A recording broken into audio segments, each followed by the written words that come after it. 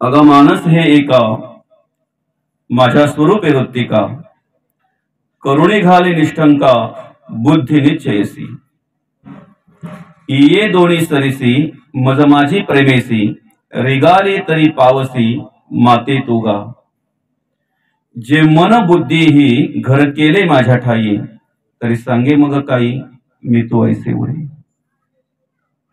प्रस्तुत प्राप्त समयी आजच्या या प्रवचन रूपी सेवेकरिता घेतलेला श्लोक गीतेतील अध्याय क्रमांक 12 आणि 12व्या अध्यायातील श्लोक क्रमांक 8। या 8व्या श्लोकामध्ये भगवान आपल्याला मार्गदर्शन करत असताना असं म्हणतात, मयेव मन रत्स्व मय बुद्धी निवेशय निवेशिष्यसि मयव अतरोध्वन संशयः। अर्थात भगवंत म्हणतात, माझ्या ठिकाणी तुम्ही मन वृत्तीरूप करून घाला आणि माझ्या ठिकाणी बुद्धी स्थिर करा।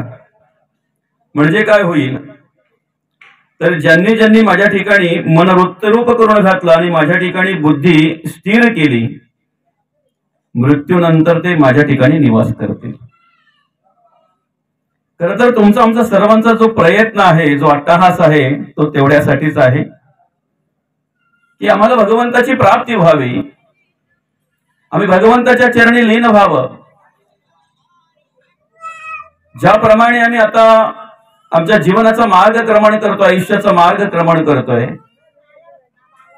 त्या ठिकाणी एक आत्मिक सुख, परमसुख, परमानंद ज्याला म्हणतात ते प्राप्त व्हावं आणि मरणोत्तर आम्हाला चांगल्या प्रकारची गती प्राप्त व्हावी। अर्थात भगवंताच्या चरणाशी आम्ही काय व्हावं, भगवंताचे चरण प्राप्त व्हावेत किंवा भगवंताच्या चरणाशी लीन व्हावं। किती साधा आणि सोपा उपाय या ठिकाणी भगवंताने सांगितलेले बघा। आपल्याला मार्गदर्शन करत असताना या 12व्या अध्यायामध्ये 8व्या श्लोकामध्ये भगवंत म्हणतात की तुम्ही फक्त मन माझ्या चरणी वृत्तीरूप करून घाला, तुमची बुद्धी माझ्या ठिकाणी स्थिर करा। म्हणजे काय होईल, मृत्यूनंतर तुम्ही मला येऊन भेटाल, माझ्या ठिकाणी निवास कराल। याच्यावर भाष्य करत असताना मौली म्हणतात, अगा मानस ये एक माझ्या स्वरूपी वृत्तिक करुणे घाले निष्ठंक बुद्धी निश्चयसी ये दोन्ही सरिसी मज माझी प्रेमेसी रिगाली तरी पावसी माते तुगा जे मन बुद्धी ही घर केले माझ्या ठाई तरी सांगे मग काही मी तो ऐसे उरे। काय होतंय नेमकं, ज्या वेळेला आपण भगवंताच्या चरणी मन अर्पण करतो, स्थिर करतो बुद्धी देवाच्या चरणी, देवाच्या ठिकाणी, त्यावेळेला नेमकं मी पण उरत नाही। मी देह म्हणून जे कार्य करतोय की नाही, आपण संकुचित वृत्तीने जगणं आपलं असते ते संपलं जात आहे। विधेय स्थिती प्राप्त होते, देहातीत मनुष्य होतो आणि विधेय स्थिती प्राप्त झाल्यानंतर, देहातीत झाल्यानंतर तिथे कुठल्याही प्रकारचा मीपणा उरत नाही।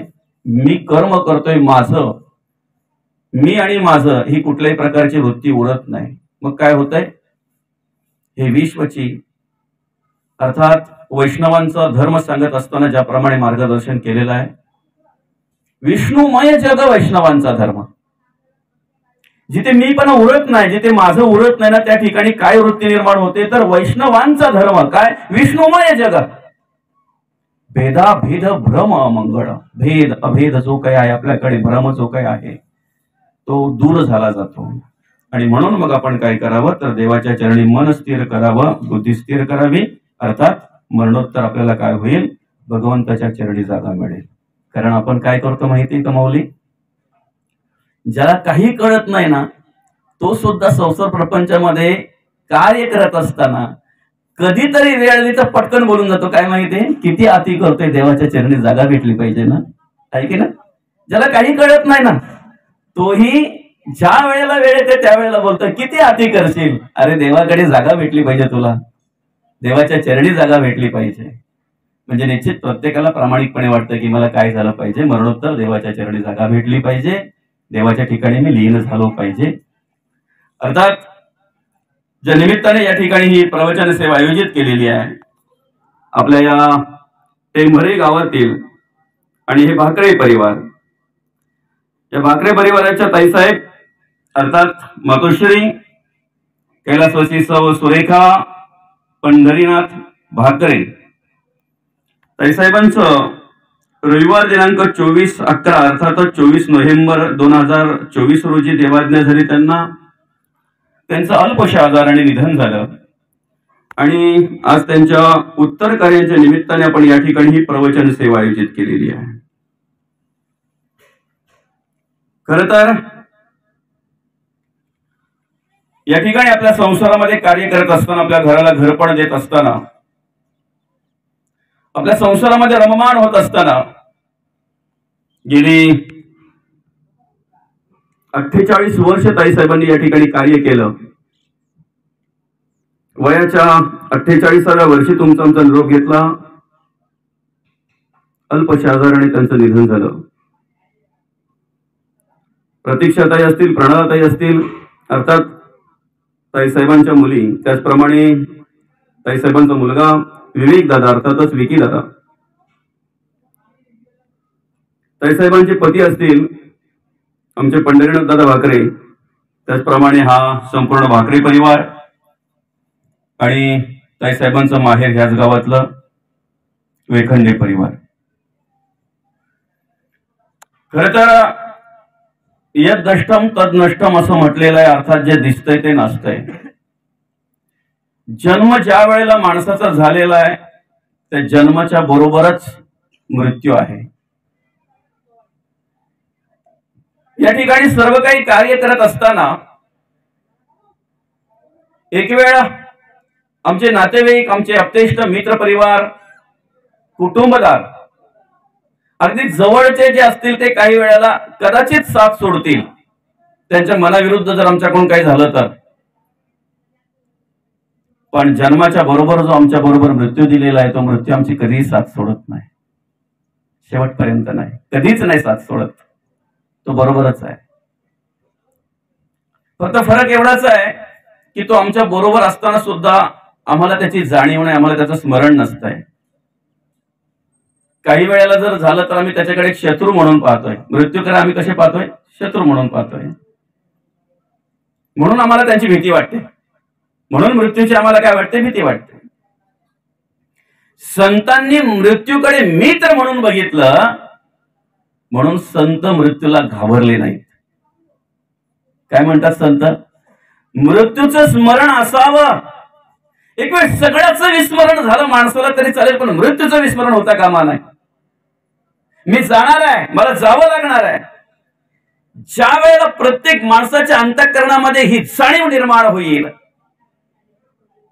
मला जायचं आहे, मला जावं लागणार आहे, त्याच दिवशी आयुष्यातले सगळे वाद मिटले जातील.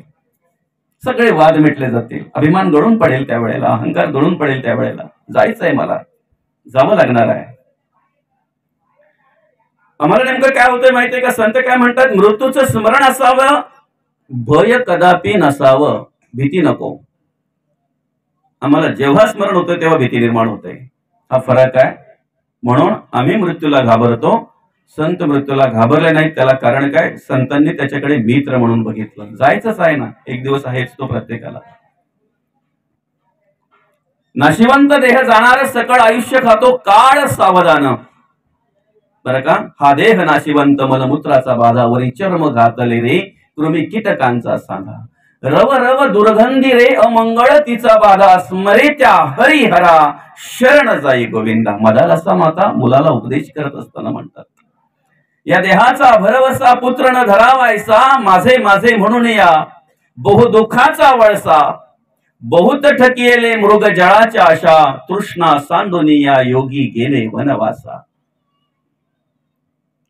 अनेक ठिकाणी आम्ही अभ्यास करत असताना, श्रवण करत असताना मला परत परत ऐकायला मिळतंय की हा देह नाशिवंत आहे. देह हे काळाचे धन कुबेराचे, येथे मनुष्याचे काय आहे?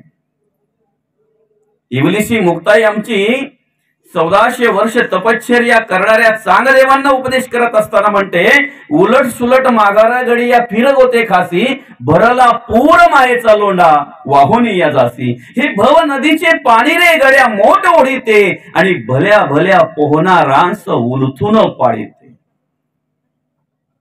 देह जाणार आहे, देह नाशिवंत आहे. पृथ्वी, आप, तेज, वायू आणि आकाश पंचभूतात्मक देह आहे. पंचभूतांनी या देहाची निर्मिती आहे. ज्या वेळेला भगवंत आमची साथ सोडतो, अंतरात्मा निघून जातो. अंतरात्मा निघून गेल्यानंतर या देहाची अवस्था काय होते? आत्मा जाता देह पडे, देह पडता म्हणती मढे, मढ्यास कर्तृत्व न घडे कदा काळी. ज्या माणसाला मी शरीराने ओळखत होतो, ज्या माणसाला मी रूपाने ओळखत होतो, त्याच्या रंगाने ओळखत होतो, आतापर्यंत त्याची ओळख करून देताना अशीच ओळख करून द्यायचा, तो गोरासा आहे, तो उंचसा असा, अमुक अमुक बांध्याचा असा असा आहे तो. आत्मा गेल्यानंतर ते शरीर आमच्या समोर पडलेलं आहे. ज्याचे आम्ही वर्णन करायचो ते सगळं आमच्या समोर आहे. तो गोरा, तो उंच, तो अमुक अमुक असा असा. मग तो आता का हातपाय हलवू शकत नाही? तो का आम्हाला पाहू शकत नाही? तो का आमच्याशी बोलू शकत नाही? आत्मा जाता देह पडे, देह पडता म्हणती मढे, मढ्यास कर्तृत्व न घडे कदा काळी. मढ्यास कर्तृत्व न घडे कदा काळी. आणि म्हणून पंचभूतात्मक देह आहे. आत्मा गेल्यानंतर पाचही भूत पाचही भूतांमध्ये विलीन होतात. पृथ्वी पृथ्वीमध्ये विलीन होते, आप आपामध्ये विलीन होते, तेज तेजामध्ये विलीन होते, आकाश आकाशामध्ये विलीन होते, वायू वायूमध्ये विलीन होतोय. आमच्या समोर आमच्या देहाची राखाडी होते, आमच्या समोर आमच्या देहाची माती होते. मग देह गेल्यानंतर राहतंय काय? देह गेल्यानंतर काय शिल्लक राहतंय? आमच्या आठवणीसाठी काय राहतंय? पुराणामध्ये उल्लेख आहे त्याचा. देहाची जरी माती होत असेल, देहाची जरी राख रांगोळी होत असेल, तरी अंतरात्मा साक्षीला असताना त्या देहाने केलेली कर्म मात्र शिल्लक राहत असतात. त्याला आपण म्हणतो मरावे परी कीर्ती रूपी उरावे. बरं का? कर्म शिल्लक राहत असतात. आता या ठिकाणी भगवंत म्हणतात, मरणोत्तर तुम्ही मला प्राप्त व्हाल, पण त्याच्यासाठी तुम्ही काय केलं पाहिजे? मयव मन अधस्व मय बुद्धी निवेशया. हा मला तुम्ही माझ्या ठिकाणी मन वृत्तीरूप करून घाला आणि मयी बुद्धी निवेशया, अर्थात माझ्या ठिकाणी ती बुद्धी काय करा? स्थिर करा. मग काय होईल? निवेशिष्यसी मयव आता रुद्वन संशय. मरणोत्तर तुम्ही मला येऊन प्राप्त व्हाल, तुम्हाला रुद्व गती प्राप्त होईल, चांगली गती प्राप्त होईल, मुक्ती मिळेल. आणि त्यासाठीच तर आमचा अट्टाच चालू आहे. भगवंताने आम्हाला नरदेह दिलेला आहे. सर्वप्रथम आम्हाला हा नरदेह कशासाठी दिलेला आहे याचा विचार आम्ही केला पाहिजे. 83,99,999 योनी या ठिकाणी कार्यरत असताना सुद्धा 84 लक्ष जीवयोनीची निर्मिती केली का? कशासाठी? निश्चयात्मक भूमिकेतून या नरदेहाची निर्मिती केलेली आहे. माझं भजन पूजन घडावं, माझं नामस्मरण घडावं, माझं स्तवन घडावं, परमार्थ घडावा, देवाचं देशाचं आणि धर्माचं कार्य घडावं.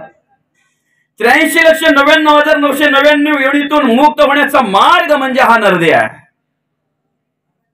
मुक्तीचा मार्ग म्हणजे नरदेह आहे, हा मनुष्य देह आहे. इंद्रिय दिलेली आहेत देवाने, डोळे दिलेले आहेत, कान दिलेले आहेत, हात दिलेले आहेत, पाय दिलेले आहेत, सर्व इंद्रिय दिलेली आहेत देवाने. पण त्या इंद्रियातून कशा प्रकारची काय कर्म करायची हे ज्ञान आम्हाला हवं असतं, हे मार्गदर्शन आम्हाला हवं असतं.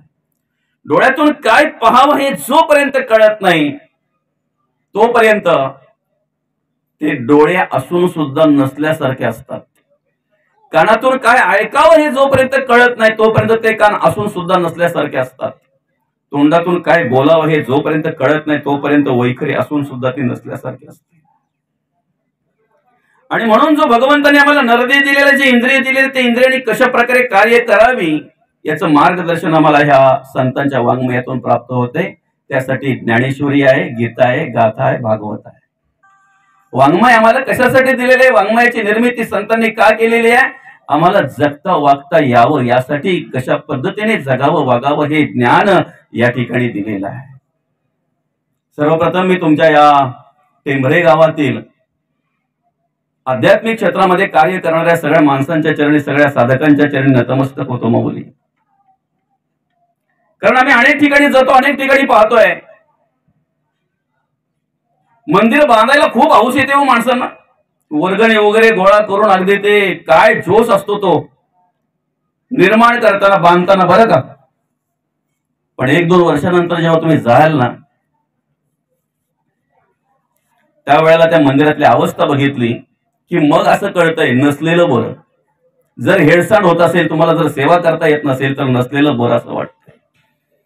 पण आज या टेंभरे गावाचे 3 पाडे आहेत आणि तिन्ही पाड्यांमध्ये, एका पाड्यामध्ये गणपतीचं मंदिर आहे, एका पाड्यामध्ये हनुमंताचं मंदिर आहे आणि ह्या पाड्यामध्ये विठोबा रखुमाईचं मंदिर आहे.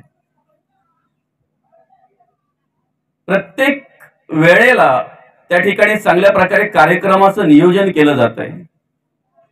आणि विशेष म्हणजे गावातील प्रत्येकाकडून सेवा घडावी या उद्देशाने त्या ठिकाणी तुम्ही जे रोजचं नियोजन केलेलं आहे, बरं का, देवाची सेवा करण्यासाठी, मग स्वच्छतेपासून तर पार देवाच्या त्या अभिषेकापर्यंत म्हणजे आंघोळीपर्यंत सगळं अतिशय चांगल्या प्रकारे ते नियोजन केलेलं आहे. आम्हाला नरदेह कशासाठी दिलेलं आहे, मनुष्य देह कशासाठी दिलेले आहे, ज्या वेळेला माणसाला कळतंय ना, त्या वेळेला मनुष्य संसार प्रपंच करता करता अधिक विषय करतो, अधिक विचार करतोय, तो म्हणजे अध्यात्माचा, देवाच्या सेवेचा, देव कार्याचा, धर्म कार्याचा अधिक विचार करतो.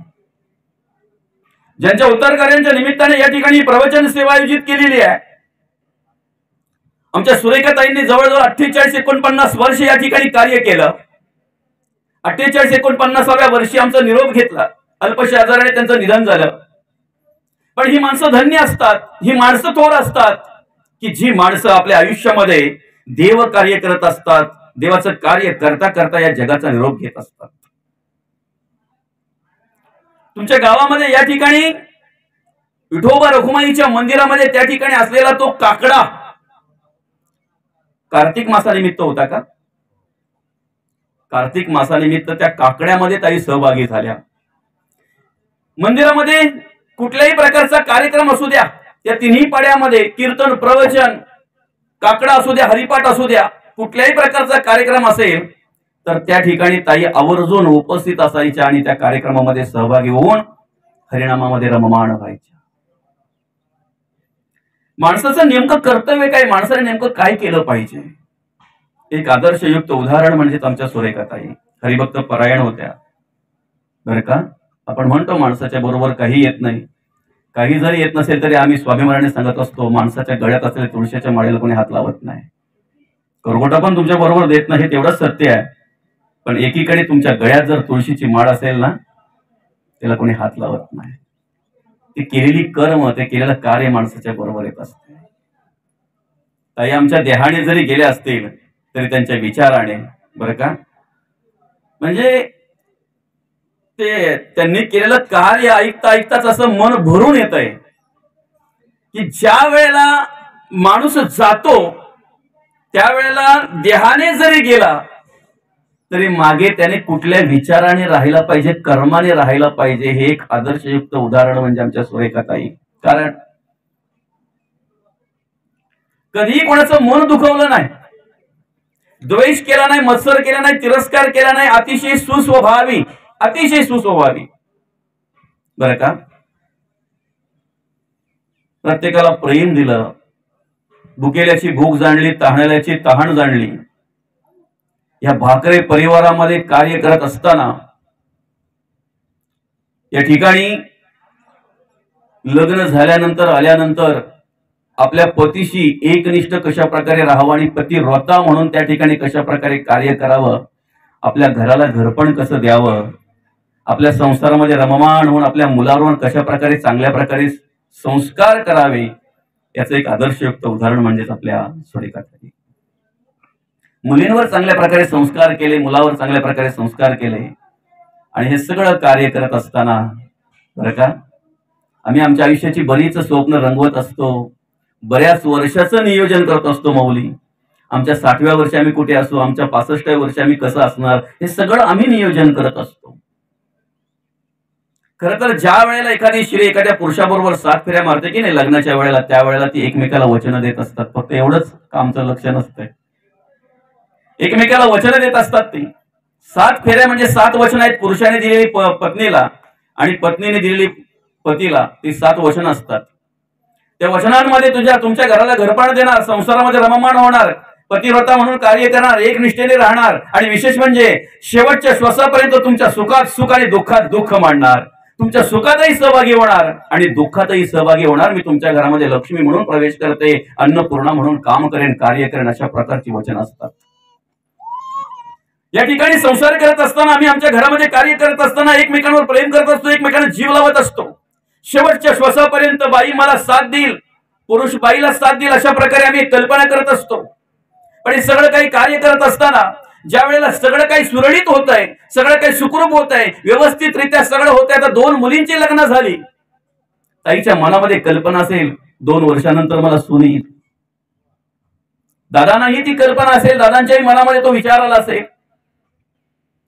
कुठेतरी सगळं व्यवस्थित व्हायची वेळ आणि ज्या वेळेला त्या दोन्ही उभयतांपैकी एक साथ सोडून जातोय ना, त्यावेळेला झालेलं दुःख हे न सहन होणारं दुःख असतंय. कारण ते क्षणाला आपल्याकडे निर्माण होत असते, क्षणाला आपल्याला त्याची आठवण होत असते. पण कितीही काही झालं तरी ते आपल्या हातात नाही ना. अतिशय अल्पशा आजाराने, म्हणजे रोज त्या काकड आरतीला उपस्थित राहावं, अतिशय चांगल्या प्रकारे भगवंताच्या नामस्मरणामध्ये तल्लीन व्हावं, रममाण व्हावं, शेताचं काम करावं, शेतामध्ये राबावं. बरं का, ते काम करता करता पण काय काय कल्पना असतात माणसाच्या, नाही? त्या ठिकाणी सुद्धा मनुष्य काय काय कल्पना करत असतो, पण त्या ताईला माहिती नाही की मला आजार आहे, मी आजारी आहे. अचानकच एखाद्या आजाराचं निदान लागावं आणि सर्वतोपरी प्रयत्न करावा या भाकरे परिवाराने आणि वेखंडे परिवाराने, जेणेकरून आमची आई घरी आली पाहिजे. भाकरे परिवाराला वाटते आमची बाई घरी आली पाहिजे, वेखंडे परिवाराला वाटते आपली ताई घरी आली पाहिजे. आणि त्यासाठी आटोकाट प्रयत्न करावे, जे जे प्रयत्न करता येतील तेवढे प्रयत्न करावेत. ज्या वेळेला आपण डॉक्टरांच्या हातापाया पडतोय ना, डॉक्टर साहेब तुमच्या जे प्रयत्न असतील ते करा. शेवटी मग डॉक्टर साहेब सुद्धा त्यांचे सगळे प्रयत्न करून झाल्यानंतर मग बोट दाखवतात, माऊली आता आपले प्रयत्न सगळे संपलेले आहेत, आता हाय ते वरच्या हातात, अर्थात ईश्वर सत्य पुढे इलाज नाही. दैवजात दुःख भरले दोष ना कोणाचा, पराधीन आहे जगती पुत्र मानवाचा. 2 ओढक्यांची होते सागरात भेट, 1 लाट तोडी दोघा पुन्हा नाही गाठ. क्षणिक देवी आहे बाळा मेळ माणसाचा, दोष ना कोणाचा, दोष ना कोणाचा.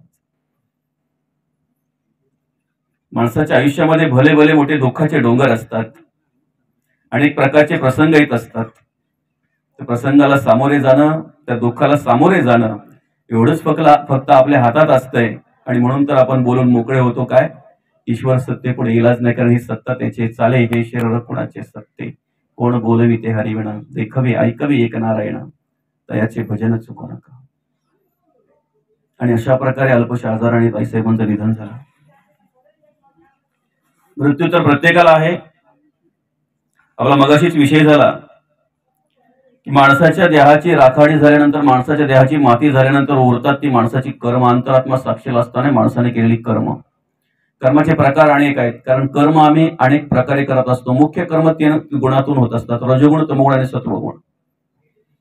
रजोगुणी पुनरावृत्ती आहे, तमोगुणी अधोगती आहे आणि सत्वगुणी भगवत भक्ती आहे. रजोगुणी माणसाकडे विचारांची पुनरावृत्ती होत असते, एक विषय परत परत परत परत येत असतो, तो सोडत नाही. पुनरपी जननम पुनरपी मरणम पुनरपी जननी जठरी शयनम. माऊलींच्या भाषेत सांगायचं म्हणजे उपजेते नाशे नासे ते पुनरपी दिसे, हे घटिका यंत्र तैसे परिभ्रमे का. तमोगुणाने अधोगती आहे, पण सत्वगुण जर आमच्या अंतःकरणामध्ये असेल तर सत्वगुणाने भगवत भक्ती घडते. सत्वगुणाने भगवत भक्ती घडते.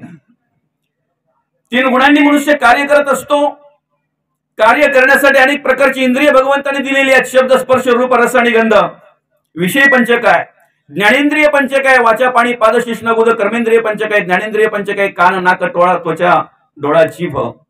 अशा प्रकारे ही सगळी ज्ञानेंद्रिय, कर्मेंद्रिय, विषय पंचक कार्य करत असतात. त्याच्यामध्ये विषयांची निर्मिती केलेली आहे. काम, क्रोध, लोभ, मद, मत्सर, दंभ, संशय, चिंता, असूया, अद्वा, भावना, कल्पना, इष्णा, वासना, आशा, ममता, तृष्णा, ही सगळी मंडळी कार्य करत असते. प्रत्येक विषय, प्रत्येक इंद्रिय आमच्या हितासाठीच निर्माण केलेला आहे, आमच्या चांगल्यासाठीच निर्माण केलेला आहे. वाईट असं काहीच नाहीये. ज्या वेळेला डोळ्यातून आम्ही वाईट काहीतरी पाहतोय ना, तेव्हा आम्हाला वाटतंय डोळे नसते तर बरं झालं असतं. पण त्या डोळ्यातून चांगलं जर बघितलं, त्या डोळ्यातून जे काय पाहायचं आहे ते जर आम्ही पाहिलं, तर निश्चित आम्हाला डोळे चांगल्यासाठीच दिलेले त्याची जाणीव झाल्याशिवाय राहत नाही. कानातून आम्ही काय ऐकायला पाहिजे जोपर्यंत आम्हाला कळत नाही, लोकांची निंदा, नालिस्ती, द्वेष, मत्सर, तिरस्कार, देवाचं, देशाचं, धर्माचं कधी ऐकतच नाही. नको ते ऐकतोय, नको ते ऐकण्याची आवड निर्माण होते. मग त्यावेळेला आम्हाला तिरस्कार येतो आमच्या कानांचा. परा, पश्यंती, मध्यम आणि वैखरी या चारही वाचा आम्हाला दिलेल्या आहेत भगवंताने. आम्ही बोलू शकतो, आम्ही स्तवन करू शकतो, आम्ही नामस्मरण करू शकतो. पण बोलत असताना स्तवन, नामस्मरण जर आमच्याकडून घडत नसेल, आमच्याकडून जर भगवंताचं स्तवन घडत नसेल, भगवंताचं नामस्मरण घडत नसेल, फक्त आम्ही आमच्या स्वार्थासाठी आणि स्वतःसाठीच जर त्या वैखरीचा वापर करत असो, तर कधीतरी त्याचा सुद्धा मला तिटकार येत असतो, कंटाळा येत असतो. ते सुद्धा आम्हाला नकोसं वाटत असतंय. काम दिलेला आहे, उत्पत्ती करणे, पण अतिरेक जर झाला तर अत्याचार घडतो. क्रोध दिलेला आहे कशासाठी? आपल्याला व्यवस्थित जगता यावं, राहता यावं, व्यवस्थितरित्या परमार्थ करता यावा, देशाचा, देवाचा आणि धर्माचं कार्य आम्हाला करता यावं. पण त्याचा जर अतिरेक झाला तर शेवटी काय होतं? हिंसाचार घडला जातोय. आणि लोभ दिलेला आहे असावा ना, कमीत कमी कामावर गेलेला आहे, मला संध्याकाळी घरी जायचंय, माझी मुलं वाला आहेत, माझी बाई वाट पाहते, एवढा लोभ असावा ना माणसाच्या अंतःकरणामध्ये. माझं टीसभर पोट भगवंताने दिलेलं आहे, तो भरलं, ते भरलं पाहिजे म्हणून मी घाम गाळला पाहिजे, कष्ट केले पाहिजे, मेहनत केली पाहिजे, त्यासाठी कबाड कष्ट करण्याचा ती वृत्ती निर्माण व्हावी, तेवढा पुरता लोभ असावा ना माणसाचा. पण लोभाचा अतिरेक जर झाला तर भ्रष्टाचार घडतो. विषय अनेक आहेत, विकार अनेक आहेत, इंद्रिय अनेक आहेत, पण माणसाला माणसाच्या आयुष्यामध्ये उद्ध्वस्त करणारे मुख्य प्रमुख विषय जर असतील तर ते तीन आहेत: काम, क्रोध आणि लोभ. तुम्ही कुठल्याही शास्त्राचा अभ्यास करा, पुराणाचा अभ्यास करा, सगळ्या शास्त्रांमध्ये, पुराणांमध्ये माणसाच्या लयाला कारणीभूत हे तीन विषय सांगितलेले आहेत. कलीचं आगमनच त्याप्रमाणे झालेलं आहे, कली आलेलाच आहे त्याप्रमाणे. एका हातामध्ये जीव आहे, एकामध्ये हातामध्ये लिंग आहे. ब्रह्मदेवाच्या पुढे झाल्यानंतर ब्रह्मदेव विचारतात, हे काय आहे? म्हणे हेच रूप माझं आहे आणि अशाच प्रकारे कार्य करणार आहे. असो, आम्ही आमच्या जीवनामध्ये अंतरात्मा साक्षीला असताना जी कर्म करतोय ती कर्म आमच्या बरोबर येत असतात, किंवा मेल्यानंतर देहाची राखाडी जरी झाली, देहाची माती जरी झाली तरी शिल्लक राहत असतात कर्म. कर्म करण्याचे प्रकार जरी अनेक असले तरी कर्माची विभागणी ही दोन प्रकारात होत असते: पाप कर्म आणि पुण्य कर्म. कर्म कोणतेही असू द्या, विभागणी दोनच प्रकारे: पाप किंवा पुण्य. बघा भगवंतांनी कसं मांडलं ह्या श्लोकामध्ये. तुम्ही मला प्राप्त व्हाल ना, तुम्ही माझ्या ठिकाणी मरणोत्तर निवास कराल, पण त्यासाठी मला मन माझ्या चरणी स्थिर करा, बुद्धी स्थिर करा. का? इंद्रिय कर्म करत असतात, कर्म करताना आम्हाला इंद्रिय दिसतात, पाहताना डोळे दिसतात, ऐकताना कान दिसते, बोलताना तोंड दिसते, चालताना पाय दिसतात, काम करताना हात दिसतात, स्पर्श घेताना त्वचा दिसते. पण त्यांच्याकडून कर्म करून घेणारा कोण आहे? जगद्गुरु तुकोबा म्हणतात, मन इंद्रियांचा राजा. मन इंद्रियांचा राजा. आणि आपण म्हणतोय राजा बोले आणि दल हले. राजा जसं बोलतोय ना तशी इंद्रिय कार्य करत असतात. ते मन जर नको त्याच्या संगतीला असेल तर सांगा ना, इंद्रियांकडे काय कर्म घडतील, इंद्रियांकडून काय कर्म घडतील. ते मनाला जर नको त्याची आवड असेल, नको त्या गोष्टींची आवड असेल, मनाला जर नको ती ऐकायला मिळत असेल आणि त्याच्यामध्ये जर त्याला आनंद वाटत असेल, इंद्रियांकडून काय कर्म घडतील? काय कर्म घडतील इंद्रियांकडून? विचारा आपल्या मनाला, आपल्याला आवडतंय काय? एखाद्या वेळी संध्याकाळच्या वेळी जर आमच्या हातात रिमोट आला तर 3-3, 4-4 सिरियल आम्ही लगातार पाहतोय. मुलगा बोलतोय, अगं आई परीक्षा चालू आहे. त्या मुलाला बोलतोय शेजाऱ्यांकडे जा टीव्ही आपला अभ्यास करायला. माझ्या आज सिरियल महत्वाचे आहेत, माझ्या आज मालिका महत्वाच्या आहेत, आज मेन भाग आहे, मुख्य भाग आहे. एखादा चित्रपट पाहण्यामध्ये जर आम्ही रममाण झालो, एखादा चित्रपट पाहत जर असू तर त्याच्यामध्ये एवढा रममाण होतो, एवढा एकरूप होतोय, जशी पुढे क्रिया घडेल तसे हावभाव आम्ही करत असतो, एवढे रममाण होतो. एवढे रममाण होतो. जशी पुढे क्रिया घडेल ना तशी तिथे आम्ही हावभाव करत असतो. आम्हाला माहिती आहे ते खोटं आहे, पण खोटं आहे तरी सुद्धा काही दुःखद घडलं की आम्ही चुक चुक चुक चुक करतोय. असं नको व्हायला होतं. खोटं आहे ते आम्हाला माहिती आहे. हसण्यासारखा प्रसंग आला की हसतोय, रडण्यासारखा प्रसंग आला की रडतोय, मनाला लागण्यासारखा प्रसंग आला की त्या पद्धतीने आमच्याकडे हावभाव निर्माण होतात. अर्थात एवढा रममाण होतोय आम्ही का? खोटं आहे ते, पण तरी सुद्धा आम्ही तिथे रममाण होत असतो. आमच्या मनाला आवड काय बघा, काय कसली आवड आहे. एखादी स्त्री जर आमच्याच घरामध्ये आमच्या सासूविषयी जर काही सांगायला आली, आमच्या सुनेविषयी जर काही सांगायला आली तर आमचे कान आतुरलेले असतात. उलट अर्थी तिने उठावं नाही, तिने बसावं, तिने सांगावं, सांगत राहावं असं मनापासून आम्हाला वाटत असतंय.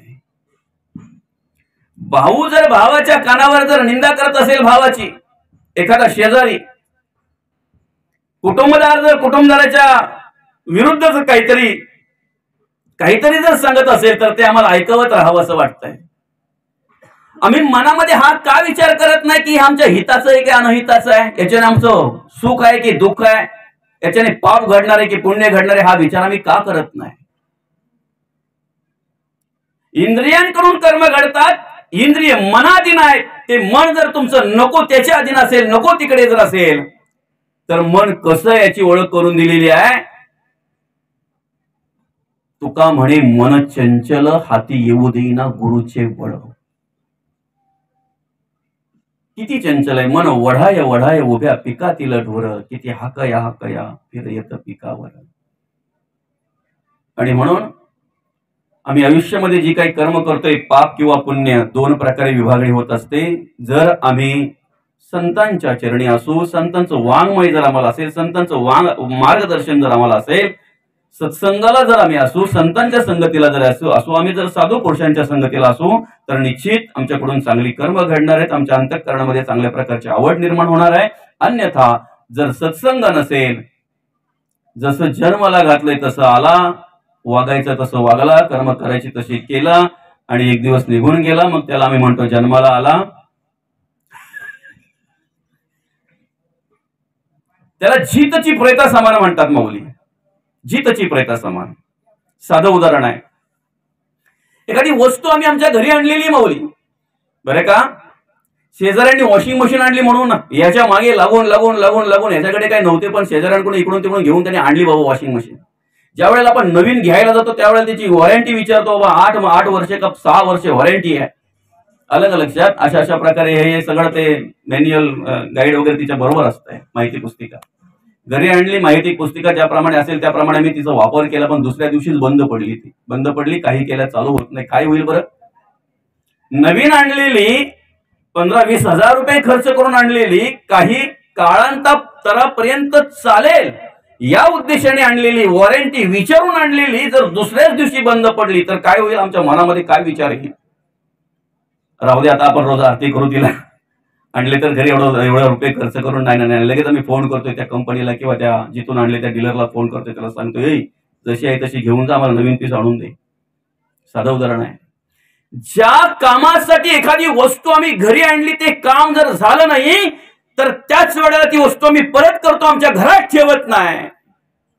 आमचं काय कर्तव्य आहे? आम्हाला हा नरदेह कशासाठी भगवंताने दिलेले आहे सांगा ना. ज्या कामानिमित्त, ज्या कार्यासाठी आम्हाला हा भगवंताने नरदेह दिलेला आहे, ते काम जरी आम्ही केलं नाही, अध्यात्म नाही, देवाचं कार्य नाही, देशाचं कार्य नाही, धर्माचं कार्य नाही, भक्ती नाही, परमार्थ नाही, देवाचं स्तवन नाही, देवाचं नामस्मरण नाही, हे कुठल्याही प्रकारे आमच्याकडून कार्य घडत नसताना सुद्धा देवाने आम्हाला इथे ठेवलं, हे आमचं महत्त्वाग्य आहे.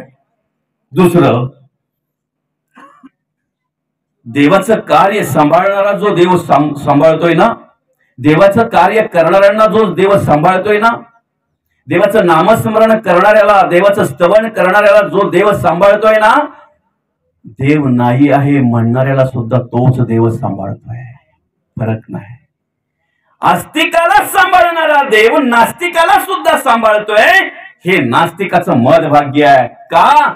त्याला आज्ञा दिलेली आहे, त्याला सांगितलेलं आहे, मृत्यू येईपर्यंत, शेवटच्या श्वासापर्यंत या देहाला तुला सांभाळायचं आहे. पाप करा नाही तर पुण्य करा, अंतरात्मा सांगणार नाही तुम्हाला. तो अधिकार त्यांचा नाही आहे. ती जाणीव करून देण्याचा अधिकार माऊलींचा आहे, तुकोबांचा आहे, नाथ महाराजांचा आहे, संतांचा आहे. आणि म्हणून आम्ही संतांना शरण गेलो पाहिजे, म्हणून आम्ही संतांना शरण गेलो पाहिजे. तुम्ही आयुष्यामध्ये पाप करता की पुण्य करता याच्यावर पुढची गती आहे ना अवलंबून.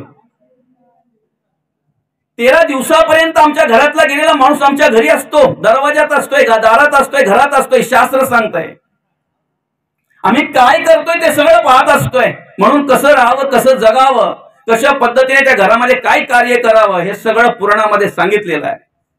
त्या घरात कोणाची निंदा नको, कमीत कमी तेवढे दिवस तरी. कोणाचं मत्सर नको, तिरस्कार नको. जे काही पुण्यकर्म करता येतील ती पुण्यकर्म करा, जे काही पुण्य कार्य करता येईल ते पुण्य कार्य करा. आणि जेवढं नामस्मरण करता येईल तेवढं भगवंताचं नामचिंतन त्या घरामध्ये करा. अतिरुदन करू नका. बरंच काही सांगितलेलं आहे बरं का. आम्ही सगळं विसरून जातो, सगळं विसरून जातो. जेवढं पुण्यकर्म करता येईल ना तेवढं पुण्यकर्म करा. आजच्या दिवसाला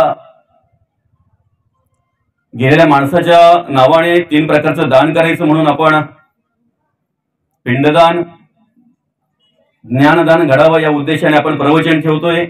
आणि अन्नदान घडावं म्हणून भोजनाची व्यवस्था केलेली असते बरं का. ज्या वेळेला हे प्रवचन संपतंय ना माऊली, संपल्यानंतर पुढची विधी करायला थोडा उशीर असतो, अर्धा पाऊण तास जातो. फक्त एक कल्पना करा त्या अर्ध्या पाऊण तासामध्ये आपण काय करतोय, आपले विषय काय असतात, आपले विचार काय असतात. कदाचित काही वेळेला आपण कुठल्या कामासाठी आलोय हे बाता करता करता मनुष्य विसरून जातो बरं का माऊली. आजच्या दिवशी तुम्हाला मी काही विशेष वेगळा काही आग्रह करणार नाही, पण ज्या वेळेला तुम्ही जलदान करता ना बरं का, त्यावेळेला कमीत कमी मंत्रोच्चार करा, नामस्मरण करा. ज्या माणसासाठी आपण या ठिकाणी आलेलो आहोत ना, ज्यांच्या उत्तर कार्यांच्या निमित्ताने आपण या ठिकाणी आलेलो आहोत ना, त्यांच्यासाठी एवढं पण भरपूर झालं. ओम त्र्यंबकम यजामहे सुगंधिम पुष्टिवर्धनम उर्वारुकमेव बंधनात् मृत्युर्मुक्षयमामृतः. महामृत्युंजय मंत्र जर पाठ असेल तर तो मंत्र म्हणा आणि मग जलदान करा. नसेल ना ओम नमः शिवाय, तेही नसेल प्रणवाचा उच्चार करा. नुसता ओम जरी म्हटलात ना तरी भरपूर झालं, पण म्हणा. त्यावेळेला काहीतरी चर्चा करू नका, त्यावेळेला काहीतरी द्वेष, मत्सर, तिरस्कार, वेगळा भाव मनामध्ये नका. ओम नुसता प्रणवाचा उच्चार करून जरी जलदान केलं ना तरी पुष्कळ होईल, पण करा ते करत चला. लोकांना ऐकायला जाईल असं नको, मनातल्या मनात पण तो उच्चार करा. आणि तुमच्या सगळ्यांच्या चरणी नतमस्तक होऊन एक विनंती करतो, ज्या वेळेला तुम्ही स्मशानभूमीत जाताना चपला खाली काढत जा, त्या कट्ट्यावर चपला नेत जाऊ नका, कारण ते महादेवाचं मंदिर आहे बरं का. बसायला जी बैठकीची व्यवस्था केली असते तिथे न्या ना चपला तुम्ही, पण ज्या वेळेला आपण त्या कट्ट्यावर चढतोय ना, चपला खाली काढून आणि मग त्या कट्ट्यावर चढा. शेवटी कोण नसते आपल्याला तिथे, कोण असतंय. एकटाच जळतोय त्याचं निरीक्षण कधी केलंय तुम्ही? मनुष्य ज्या वेळेला एकटाच जळत असतो त्यावेळेला निरीक्षण केलंय का? मुलं बाल बायको पोरा घरदार सोयऱ्यांची पण लय त्याला खूप नाही का. माझ्यासारखं सोयरा एक पण नबला नाही सोयरा आपला. अख्ख्या गावात जसं सोयरे तसं आपलं सोयरं आहे. सोयरे धायरे दिल्या घेतल्याचे अंत हे काळीचे कोणी नाही, जगद्गुरु तुकोबा म्हणतात. असावं ना सगळं, सगळ्यांवर प्रेम करावं, सगळ्यांना जीव लावावा, सगळ्यांची व्यवस्थापन करावी. पण कोणाविषयी किती ममत्व अंतःकरणामध्ये पाहिजे, हवं आहे, याची जाणीव आम्हाला संतांनी करून दिलेली आहे. किती आपलंसं करावं बरं का. आणि मग एकदा का ही सगळी क्रिया आपण केली की मग त्या प्रेतात्माचा अर्थात प्रवास सुरू होतो यमलोकाकडे. पुराणामध्ये उल्लेख आहे, यमलोकामध्ये प्रवास सुरू होत असताना त्या यमलोकात जाईपर्यंत त्याला 1 वर्ष लागतो माऊली, 1 वर्ष लागतो बरं का. आणि 1 वर्षाच्या प्रवासामध्ये आपल्या घरापासून अर्थात या मृत्यू लोकापासून तर यमलोकापर्यंत जायला 16 प्रकारची नगरं लागतात. आता त्यांचा उल्लेख एवढा कमी करत बसत नाही, कारण आपल्याला पुढे पुढे सरकायचं आहे. पुराणामध्ये त्याचा उल्लेख येते 16 प्रकारची नगरं कशी आहेत. अर्थात मला उशीरमधून टेंभऱ्यामध्ये यायला आता समृद्धीचा झालाय म्हणून, नाहीतर तिकडनं जरा सुद्धा बरीच गावं लागली असते. असो, अमुक गाव तमुक गाव असं तसं करत करत इथपर्यंत आलो. तसं मृत्यू लोकापासून तर यम लोकापर्यंत जायला 16 प्रकारची नगरं लागतात. ती 16 प्रकारची नगरं अशी असतात की अतिशय भयानक आहेत. भयानक त्याचं वर्णन त्या ठिकाणी केलेलं आहे. यमलोकात गेल्यानंतर तुमच्या गाठीला काय आहे त्याप्रमाणे यमाचं दर्शन घडतंय. पुण्य असेल तर यम सुद्धा देवाचं दर्शन देतोय तिथे. देवाचं साक्षात भगवान विष्णूंचं दर्शन त्या ठिकाणी होत आहे. पण पाप जर असेल तर तो यम म्हणजे अकराळ विकराळ स्वरूप आपल्याला त्या ठिकाणी दिसतंय. मग त्या ठिकाणी काय झालं जातंय, यमलोकात गेल्यानंतर त्याच्या आयुष्याचं जे काही चरित्र आहे, जे काही चित्र त्याने केलेली कर्म ती वाचली जातात. ते सगळं कोणाच्या हातात असते लिहिण्याचं काम? चित्रगुप्त. कधीतरी माणसाच्या मनामध्ये येईल की चित्रगुप्ताच्या हातात जर आहे तर एवढ्या सगळ्यांच्यावर तो नजर कसं ठेवतो? त्याच्या हाताखाली 12 श्रवणदेव कार्य करतात. 12 श्रवणदेव त्याची निर्मिती केलेली आहे आणि ते 12 श्रवणदेव सगळ्या प्रकारच्या कर्माचा लेखाजोखा ठेवतात. मग ते कसं ठेवतात तर बघा, हा काय कर्म केली ती, कुठल्या इंद्रियांनी केली ती, कुठल्या जागेवर केली ती आणि कुठल्या वेळेला केलं ते, टोटल सगळ्याच्या सगळं तिथे अलग लक्षात. अमुक तारखेला कुठे? टेंभऱ्यामध्ये. कुठल्या डोळ्याने? काय? एका बाईकडे वाईट नजरेने बघितलं. काय कर्म केली ती, कुठल्या इंद्रियाने केली ती, कुठल्या जागेवर केली ती आणि कुठल्या वेळेला केली ती, हे सगळं टोटल लेखाजोखा असतो. मग त्याप्रमाणे त्याला पुढे 84 प्रकारचे नरक सांगितलेत. नरकाचे प्रकार किती आहेत? 84. त्याच्यापैकी काहीच माहिती आहेत आपल्याला. तर लोखंडी कंबाला मिठी मारायला लागते ना, इंग्लंडच्या वर्षा चालायला लावता येईल, अजून बरंच काय काय. ते प्रकार 84 आहेत. कर्माप्रमाणे पुढे आहे. बरं, पुण्य जर गाठीला असेल तर मग प्रत्येक ठिकाणी सहाय्य होत आहे. घरातून तो प्रेत बाहेर पडल्यापासून एम लोकाला जाईपर्यंत सहाय्य झालं जातंय. एम लोकात गेल्यानंतर त्याचा जो काही असेल कर्माचा पाढा तो वाचला जातो. त्याच्या पुढे स्वर्ग की नरक की अजून काय, त्या पद्धतीने सगळं ठरवलं जातंय. आता एवढंच सांगण्याचा उद्देश एवढाच आहे की देहाची माती झाल्यानंतर आपल्या बरोबर येतात ती आपली कर्म, पापकर्म किंवा पुण्यकर्म, मरणोत्तर तीच आपल्याला उपयोगी येत असतात. आणि म्हणून मग भगवंत या ठिकाणी सांगतात की मरणोत्तर तुम्ही मला प्राप्त व्हाल, फक्त त्यासाठी काय करा? मन माझ्या ठिकाणी स्थिर करा, बुद्धी माझ्या ठिकाणी स्थिर करा, तुम्हाला मुक्ती मिळेल यात संशय नाही. आणि अल्पकालामध्ये, अतिशय अल्पकालामध्ये भगवंत त्याला काय करत असतात? सोडवत असतात. आता या ठिकाणी त्याच्यावर भाष्य करत असताना माऊली म्हणतात, जे मन बुद्धी ही घर केले माझ्या ठाई, तरी सांगे मग काही मी तू ऐसे उरे. देवाशी एकरूप जर झालो आपण, भेद जर राहिला नाही तर मी तू पण राहतच नाही ना. बरं का? एकरूप होताना किती एकरूप व्हावं? ज्याप्रमाणे एखादी महिला भाकरी भाजण्यासाठी पीठ घेते, तिला माहिती आहे माझ्या घरी 10 पाहुणे येणार आहेत, प्लस माझ्या घरातले 5-6 जण, एक 15-16 जणांचं तिने पीठ पुरेल एवढं घेतला. त्या भाकरींच्या त्या पिठामध्ये पाणी टाकलं, ते मळलं, एकरूप केलं. आणि एकरूप केल्यानंतर तिला लगेच फोन आला की जी 10 पाहुणे येणार आहेत ते यायचे कॅन्सल झालेत, ते बंद झालेत, येणार नाहीत. बरं का? आता ते एकरूप करून झालंय. मग ती विचार करते आता पीठ आणि पाणी काही वेगळं करता येणार नाही. बरं का? तेवढं एकरूप व्हावं.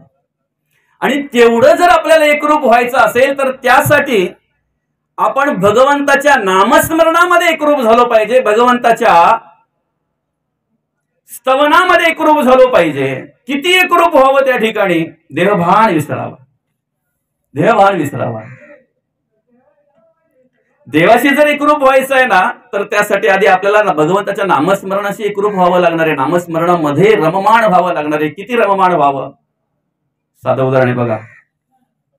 उदाहरण म्हणजे असं का पुराणातलं वगैरे नाही, आपल्या जवळचं उदाहरण आहे, आपण पाहिलेलं उदाहरण आहे, आपल्याला पाहायला भेटलेलं आणि भेटेल अशा प्रकारचं उदाहरण आहे. जर पाहायचा प्रयत्न केला तर गळावर मासे पकडायला जातात ते बघितले तुम्ही? गळावर जे मासे पकडायला जातात, गळ असतो ना असा, ते मासे पकडायला जातात, माहिती आहे ना? त्याला काय दोर वगैरे लावला असतो असा याला गळाला एक तंगूचा धागा असतो वाटतंय ना, असा छोटासा तंगूचा धागा असतो. ठराविक अंतरावर त्याला कांडा बांधलेला असतो, कांडा किंवा थर्माकोलचा तुकडा. जर कांडा भेटला नाही तर पाण्यावर तरंगणारी वस्तू बांधलेली असते. आलं का लक्षात? तर माशाने आकर्षित व्हावं म्हणून त्या गळाला काय लावतात बरं? कोबी, फ्लावर, काय लावतात? वाला, गांडूळ, बरोबर आहे ना? वाला लावतात. अख्खा लावतात का अर्धा लावतात? पूर्वाचा असतो ना त्यांना अर्धा लावतात. असू द्या, चला ठीक आहे. पण ज्या वेळेला तो गळ टाकतो की नाही त्या पाण्यामध्ये, कधीतरी निरीक्षण करा, ज्या वेळेला ती व्यक्ती त्या पाण्यामध्ये गळ टाकते त्या वेळेला त्या व्यक्तीची नजर कुठे असते? किती? सतत. बरं का? आता ज्या वेळेला तो वाला टाकतो की नाही खाली, तो गळ टाकतो की नाही, त्यावेळेला त्या वाल्याला बघून तो मासा धावतोय, धावत येतोय. तो वाला स्वतः सांगतोय त्याला, मत आओ मेरे लिए, मैं आधा हूं तेरे लिए, अगर तो आएगा मेरे लिए तो ऊपर खड़ा है तेरे लिए. पण तो ऐकतोय का? नाही. वाईट कर्म करणाऱ्या माणसाला माहितीये मी जी कर्म करतोय ती वाईट आहेत. एखाद्या व्यसनाधीन होणाऱ्या माणसाला माहितीये मी जे व्यसन करतोय ते वाईट आहे. ह्या व्यसनाधीन झाल्यानंतर कित्येक माणसं बर्बाद झालेली आहेत, कित्येकांचे संसार उद्ध्वस्त झालेले आहेत, कित्येकांची घरदार उद्ध्वस्त झालेली आहेत, कित्येकांच्या घराचं स्मशान झालेलं आहे, कित्येकांची मुलं मला रस्त्यावर आलेली आहेत. कळत नाही का त्याला? ज्याप्रमाणे तो वाला स्वतः सांगतोय त्या माशाला, मत आओ मेरे लिए, मैं आधा हूं तेरे लिए, अगर तो आएगा मेरे लिए तो ऊपर खड़ा है तेरे लिए. वाईट कर्म करणाऱ्या प्रत्येक माणसाला माहिती असतं की मी करतोय ते वाईट आहे, पण तरी सुद्धा त्याला सुटत नाही, तरी सुद्धा तो त्या ठिकाणी आकर्षित झाला जातो. त्याला कारण त्याच्याकडे निर्माण झालेली आवड, त्याच्याकडे निर्माण झालेली आवड. परवा मी रस्त्यात जात असताना एका मोकळ्या भिंतीवर एक मस्त की पेंटर काहीतरी लिहित होता. एका हातामध्ये सिगरेट होतं, त्याच्या सिगरेट फुंकतोय आणि लिहितोय. थोडं थांबलो मी, अक्षर चांगलं होतं, म्हटलं बघून जावं, पाहून जावं काय लिहितोय ते. एका हातामध्ये सिगरेट आहे, एका मध्ये हातामध्ये ब्रश आहे आणि लिहितोय तो. लिहून झाल्यानंतर मी वाचलं, धूम्रपान निषेध. काय लिहितोय तो? धूम्रपान निषेध. एका हातामध्ये काय त्याच्या? सिगरेट. किती फरक पडेल वाचणाऱ्यामध्ये? वाचणाऱ्यामध्ये किती फरक पडेल? असो, आपला विषय आहे देवाच्या नामस्मरणामध्ये तुम्ही किती रममाण व्हा. मी स्वतः बघितलेलं दृश्य तुम्हाला सांगतो. ज्या वेळेला त्या माणसाने ते गळ पाण्यामध्ये टाकलं त्यावेळेला त्याची नजर त्या कांड्यावर एवढी आकर्षित झाली होती, त्या कामामध्ये तो एवढा रममाण झाला होता, एवढा एकरूप त्याने ती नजर त्या कांड्यावर होती. गवतात बसलेला आहे, बाजूला साप आलेला आहे, तो साप त्याच्या बाजूला बसलेला आहे, कित्येक वेळ झालेला आहे, पण त्याची नजर कांड्यावर आहे. बाजूला बसलेला सापही त्याला माहित नाहीये. ज्या वेळेला भगवंताच्या नामस्मरणामध्ये आम्ही असे रममाण होऊ ना, आमच्या बाजूला काय आहे हे सुद्धा विसरून जाऊ ना, त्यावेळेला देवाशी एकरूप झाल्याशिवाय राहणार नाही, आम्ही जीव शिव ऐक्य झाल्याशिवाय राहणार नाही. सोपं आहे. त्यासाठी आम्ही काय करावं? पडणारं जे पाणी आहे, असं म्हणतात, हे सगळं पाणी सागराला जाऊन मिळतंय. सागरामध्ये सूर्याचे किरण पडल्यानंतर त्या सागराच्या पाण्याची त्या किरणाने वाफ तयार होते. ती वाफ वरती जाते, काय बाष्पीभवन म्हणतात त्याला. ढग तयार होतात आणि ढग तयार झाल्यानंतर ते ढग पावसाच्या रूपाने परत खाली येतात. आमच्या घरावर पडणारं पाणी, आमच्या बांधावर पडणारं पाणी, आमच्या शेतात माळावर पडणारं पाणी, प्रत्येक पडणाऱ्या पाण्याच्या थेंबामध्ये आणि थेंबाकडे एकच विचार असतो, मला ओहळीच्या रूपाने, मला नितोळीच्या रूपाने, मला ओहळाच्या रूपाने, मला नाल्याच्या रूपाने कोणाला जाऊन भेटायचंय? नदीला जाऊन भेटायचं आहे. आणि प्रत्येक नदीकडे एकच विचार असतो, कितीही डोंगर आडवे आले, किती दर्या कपाऱ्या किती जरी आडव्या आल्या तरी सगळ्या मला भेदून, सगळ्यांना पार करून मला कुठे जायचंय? सागराला भेटायला जायचंय. पडणाऱ्या प्रत्येक थेंबाला पाण्याचे असं वाटतंय की जिथून माझी निर्मिती आहे मला तिथे जायचं आहे. सांगा ना, आम्हाला का वाटव नाही की जिथून आमची निर्मिती आम्हाला तिथे जायचं आहे? आलासी कोठोणी जशी कवण्या रेठाया, घरदार नव्हे तुझी अवघी लटकीच माया. सावध होई बापा, काळ लादला मापा, प्रपंची गुंत नको पाय बुडत असे पापा. त्रिकुट कोसल्याने घर सायास केले, दोन्ही द्वार लिंपोनी या आत गुंतो गुंतो मेले. आम्ही बांधलेलो आहोत, आम्ही बद्ध झालेलो आहोत, पण आम्हालाच माहित नाहीये आम्हाला कोणी बांधलेलं आहे की आम्ही स्वतः बांधलो गेलेलो आहे. आम्ही मायेच्या जाळामध्ये अडकलेलो आहेत, पण मायेच्या जाळामध्ये आमच्याहून आम्ही अडकलेलो आहेत की कोणी अडकवलं हेच आम्हाला माहित नाहीये. जोपर्यंत आम्ही बांधलेलो आहोत, जोपर्यंत आम्ही त्या मायेच्या जाळामध्ये अडकलेलो आहोत, तोपर्यंत मुक्त होण्यासाठी आम्ही प्रयत्न करत नाहीत. आम्हाला जाणीव नाही, आम्हाला कळत नाही. आणि म्हणून मग जगद्गुरु तुकोबा म्हणतात, नको नको मना गुंतो माया जाणे. मन जर देवाच्या चरणी अर्पण करायचं तर पहिले त्याला सोडवलं पाहिजे ना, कुठं बांधलंय ते, कशाने बांधलंय त्याला सोडवलं पाहिजे.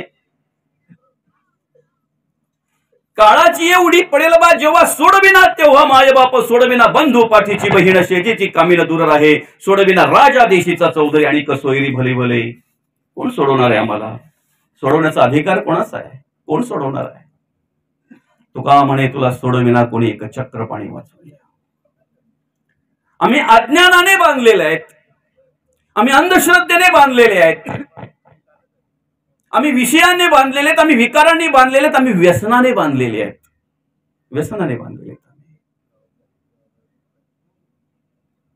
नको त्या प्रकारचे विषय, नको त्या प्रकारचे विचार आमच्या अंतःकरणामध्ये निर्माण होतात. सहज सहज पाहता पाहता पापकर्म घडतात, आम्हाला कळत नाही बरं का. पण चुकून जरी पापकर्म घडले असतील ना, चुकून आमच्याकडून हिंसाचार घडला की आम्ही त्याला पाप म्हणतोय, भ्रष्टाचार घडला की आम्ही पाप म्हणतोय, अत्याचार घडला की आम्ही त्याला पाप म्हणतोय. पण सहज पाहता पाहता सूक्ष्मातून आमच्याकडून काही वाईट विचार येऊन जातात, त्याची सुद्धा गणना पापामध्येच होते, याचा आम्ही विचार करत नाही. सर्वांगामध्ये बाण टोचलेल्या अवस्थेमध्ये गेली 6 महिने भीष्माचार्य त्या वेदना सहन करतायत. सर्वांगामध्ये बाण टोचलेले आहेत. 6 महिने सर्वांगामध्ये बाण टोचलेल्या अवस्थेमध्ये भीष्माचार्य त्या वेदना सहन करतायत आणि स्वतःला विचारतायत, अशी काय पाप कर्म घडली माझ्याकडून, असं काय पाप घडलं, असं काय घडलं माझ्याकडून की आज गेली 6 महिने झाली ह्या वेदना मी सहन करतोय. 6 महिने विचार करता करता भगवान श्रीकृष्ण त्या ठिकाणी आले आणि भगवंताला बघितल्याबरोबर भीष्माचार्यांच्या डोळ्यामध्ये अश्रू आले. का अश्रू आले? 6 महिने या वेदना मी सहन करतोय म्हणून नाही, सर्वांगामध्ये बाण माझ्या टोचलेले आहेत आणि त्या वेदना मला होतात म्हणून नाही, तर भगवंता तुम्हाला बघितल्याबरोबर 2 हात जोडावे, नमस्कार करावा असं अंतःकरणपूर्वक वाटतंय, पण ते हातही जोडू शकत नाही का? माझ्या सर्वांगामध्ये बाण टोचलेले आहेत, हातामध्ये बाण टोचलेले आहेत, माझे हात सुद्धा एकत्र येऊ शकत नाहीत. देवा तुला बघितल्यानंतर यावं, तुमच्या चरणावर पडावं, नमस्कार करावा अंतःकरणपूर्वक वाटतंय, पण मी जागेवरून सुद्धा उठू शकत नाही, हलू शकत नाही का? सर्वांगामध्ये बाण आहेत आणि सर्वांगामध्ये बाण असलेल्या अवस्थेमध्ये मी जवळजवळ 6 महिने या वेदना सहन करतोय. का? काय चुकलं? भगवंताला विचारतायत, स्वतःला विचारतायत आणि विचार करता करता मग समजलं, काही नाही, माझ्या आयुष्यामध्ये फक्त एकदाच मी चुकलेलो आहे. तो कुठे आणि कसा चुकलेलो आहे? मग त्यांनी विचार केला की रस्त्यामध्ये जात असताना, ज्या वेळेला माझा प्रवास चालू होता, रस्त्यामध्ये जात होतो त्यावेळेला एक सरडा आडवा आला. तो सरडा आडवा आल्यानंतर मी त्या सरड्याला बाणाने बाजूला केला. बाणाने उडवलेला सरडा काटेरी कुंपणावर जाऊन पडला आणि काटेरी कुंपणावर पडलेल्या सरड्याने फक्त 6 पल वेदना सहन केल्या होत्या. किती? 6 पल. त्या 6 पलाची शिक्षा 6 महिने. म्हणून संत काय म्हणतात माहितीये का? रात्री डोळे मिटण्याच्या आधी फक्त सूर्योदयापासून सूर्यास्तापर्यंत जी आपण काही कर्म केली त्याचा हिशोब करा. आज आपल्याकडून पाप किती घडलं आणि पुण्य किती घडलं. जेणेकरून पापाचा साठा कमी होईल आणि पुण्याचा साठा वाढेल, यासाठी प्रयत्न करा. वाढेल यासाठी प्रयत्न करा.